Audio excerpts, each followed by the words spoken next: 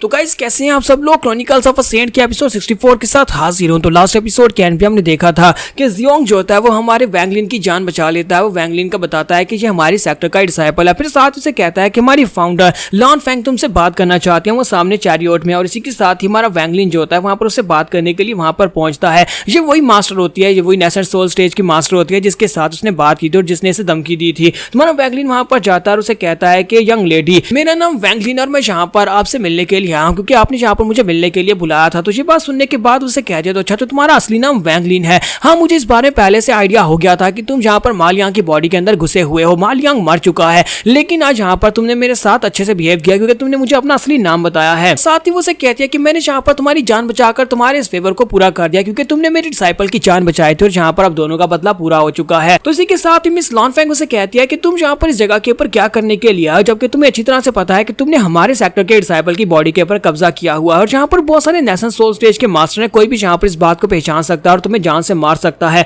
तुम्हारा वैंगलिन से कहता है कि मेरे पास और कहीं पर जाने की कोई जगह नहीं थी, मेरे पास कोई ऑप्शन भी नहीं था, इसी वजह से मुझे यहीं पर आना पड़ा। इसलिए प्लीज यहाँ पर मुझे रहने दे क्योंकि मुझे पता है कि अगर मैं दूसरी साइड के ऊपर रहूंगा फेरी कंट्री में तो वो सभी बीस्ट मुझे मार डालेंगे। इसी के साथ ही मिस लॉन फेंग उसे कहती है कि अब जबकि तुमने हमारे सेक्टर के डिसाइपल मालियांग की आइडेंटिटी को लिया हुआ है तो मुझे लगता है कि तुम्हें यहाँ पर उसके रोल को प्रॉपर्ली पूरा करना चाहिए। तो आज के बाद से अगर तुम यहाँ पर ट्रबल में होगे तो फिर हम तुम्हारी रक्षा करेंगे क्योंकि तुम्हारे सेक्टर की एक डिसाइपल हो। इसी के साथ ही मिस फाउंडर उससे कहती है कि तुम्हें अच्छी तरह से पता है कि इस वक्त फेरी कंट्री की हालत क्या है। इस वक्त हम लोग एक दूसरे कंट्री के अंदर घुसने की कोशिश कर रहे हैं जहां पर हम लोग जानवू कंट्री के ऊपर कब्जा करने की कोशिश करेंगे, जहां पर एक वार छिड़ने वाली है और तुम्हें भी इसमें कंट्रीब्यूट करना पड़ेगा। और मैं नहीं चाहती कि तुम यहाँ पर सिर्फ और सिर्फ फ्री का माल लेने की कोशिश करो, ऐसा तो बिल्कुल भी नहीं होने वाला। और इसी के साथ ही कैल्डर जो होता है वहां पर पहुंचता है और उसे कहता है मुझे लगता है कि इस जूनियर को यहाँ पर हमारे हवाले किया जाए, इस लड़के को दूसरी तरफ फेंक देना चाहिए फॉर्मेशन से बाहर क्योंकि इस लड़के की वजह से बहुत सारे फेरी बीस्ट यहाँ पर आए हैं, लगता है कि वो इसका पीछा कर रहे हैं। जबकि लॉन फेंग उसे कहते हैं कि जू जिन, तुम्हें क्या लगता है कि तुम यहाँ पर मेरे चैरियोट के बाहर खड़े होकर मेरे डिसाइपल के ऊपर चिल्ला सकते हो?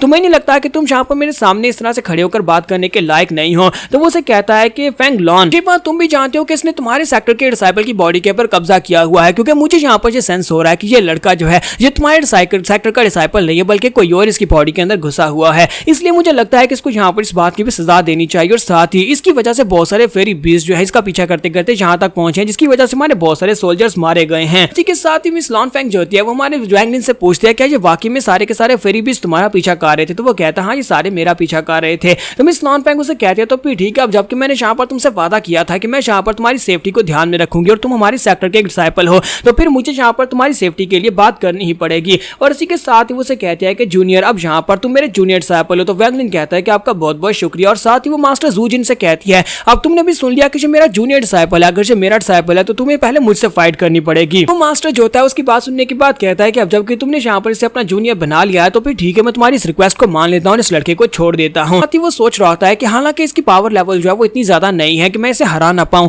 लेकिन इसके पेरेंट्स जो है वो दोनों नेशन सोल स्टेज की मिड लेवल के ऊपर है, यानी कि अगर वो दोनों मेरे पर अटैक करेंगे तो मैं बच नहीं पाऊंगा। और इसी के साथ ही एल्डर जू जिन जो होते हैं अपने साथियों को लेकर वहां पर से वापस मुड़ जाते हैं। उनके चले जाने के बाद ब्रदर जैंग आगे बढ़ता है और उसे कहता है कि मुझे ये बताओ कि तुमने यहाँ पर क्या किया है? तुम यहाँ पर एक जूनियर डिसाइपल के लिए ब्रदर जू जिन को क्यों ऑफेंड कर रही हो? तुम्हें पता है ना कि वो दूसरे सेक्टर का नेशन सोल स्टेज का सेक्टर मास्टर है। तो ये बात सुनने के बाद लॉन फेंग उसे कहती है अच्छी तरह से पता है कि मैं इस लड़के की जान बचाने की कोशिश क्यों कर रही हूँ। इसने जीहोंग की जान बचाई थी, तुम्हें पता है कि जीहोंग मेरे कितने ज्यादा करीब है और वो जो भी उसकी जान बचाने की कोशिश भी करता मैं उसके लिए ये सब कुछ जरूर करती। वैंगलिन इसी के साथ ही जीहोंग की सोल को रिलीज कर देता और कहता है कि जीहोंग की सोल का टुकड़ा जो मैंने अपने पास रखा था उसे मैं रिलीज कर देता हूँ। तो वो अपने पास से एक जेड निकालती है, उसे देते हुए कहती है ये एक नेशन सोल स्टेज का एक जेड है जो कि यहाँ पर नेशन सोल स्टेज के मास्टर्स के अटैक को भी फेस कर सकता है, तुम इसे अपने पास रखो और इसकी मदद से तुम यहाँ पर अपनी जान बचा पाओगे। तो वो कहता है कि आपका बहुत बहुत शुक्रिया, आप जूनियर यहाँ से जा रहा है। और इसी के साथ ही दिखाते हैं कि बहुत सारे फेरी बीस्ट जो होते हैं जो कि उसे टारगेट करने के लिए आगे की तरफ बढ़ रहे होते हैं, लेकिन वहां पर जो सोल्जर्स होते हैं वो सोल्जर उन फेरी बीस्ट के साथ फाइट करके उन्हें पीछे हटने पर मजबूर कर देते हैं, लेकिन फेरी बीस्ट जो होते हैं वो पीछे हटने का नाम नहीं ले रहे होते। तुम्हारा वैंगलिन कहता है कि मुझे लगता है कि पता नहीं ये लोग यहाँ पर कितने राउंड्स तक टिक पाएंगे, मुझे जल्दी से जल्दी इस कंट्री से बाहर निकल कर जाना होगा, मैं यहाँ पर इनकी प्रॉब्लम्स को अपने सिर पर क्यों लूं।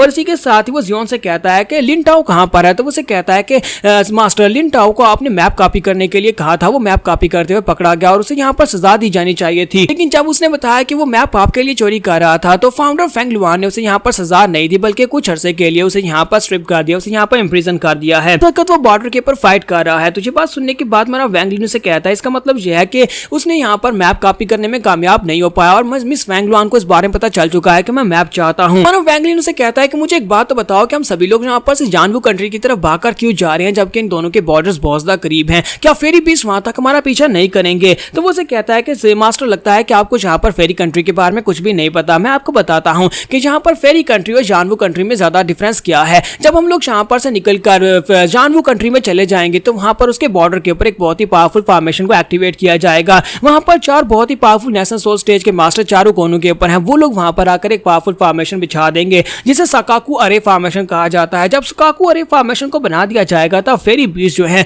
वो सिर्फ और सिर्फ इसी फेरी कंट्री के अंदर ही ट्रैप हो जाएंगे और कभी भी उस अरे फॉर्मेशन को पार करके नहीं आ पाएंगे क्योंकि वो इतनी पावरफुल अरे फॉर्मेशन है कि उस फॉर्मेशन के अंदर नेशनल सोल स्टेज का मास्टर भी उसको तोड़कर अंदर एंटर नहीं हो सकता। कहा जाता है कि पूरे ये वाली स्पेशल जो अरे फॉर्मेशन है सकाकू अरे फॉर्मेशन ये पूरे 3 महीने तक हमें बचा सकती है। पूरे 3 महीने तक बनी रहेगी और कोई भी फेरी बीस्ट इसको पार करके अंदर नहीं आ पाएगा और तब तक रैंक 4 के कंट्री के एलीट सोल्जर्स यहाँ पर आ जाएंगे हमें बचाने के लिए। मैंने तो यहाँ पर इस काकू अरे फॉर्मेशन के बारे में सुना है कि नेशनल सोल स्टेज के मास्टर्स को अपनी सोल के कुछ हिस्से को यहाँ पर सैक्रिफाइस करना पड़ेगा। वो सभी मास्टर्स अपनी सोल के हिस्सों को सैक्रिफाइस करेंगे ताकि उन्हें यहाँ पर इस अरे फॉर्मेशन को बनाकर सभी को बचाया जा सके। लेकिन ये भी सुना है कि जो लोग इस अरे फॉर्मेशन को बनाएंगे बाद में उन्हें रिवार्ड्स मिलने वाले हैं। रैंक 4 के कंट्री के लोग जब यहाँ पर आएंगे तो वो इन सभी नेशनल सोल स्टेज के मास्टर्स को बहुत सारे इनाम देने वाले हैं। और इसी के साथ ही जियोन उसे कहता है कि मास्टर वहां पर सामने देखो, क्या तुम्हें वहां पर वो दोनों पहाड़ दिखाई दे रहे हैं? इसका मतलब यह है कि इन पहाड़ों को पार करने के बाद हम लोग जानवू कंट्री में पहुंच जाएंगे। चलो जल्दी से आगे बढ़ते हैं ताकि हम लोग जानवू कंट्री के अंदर चले जाएं ताकि फॉर्मेशन एक्टिवेट हो जाए।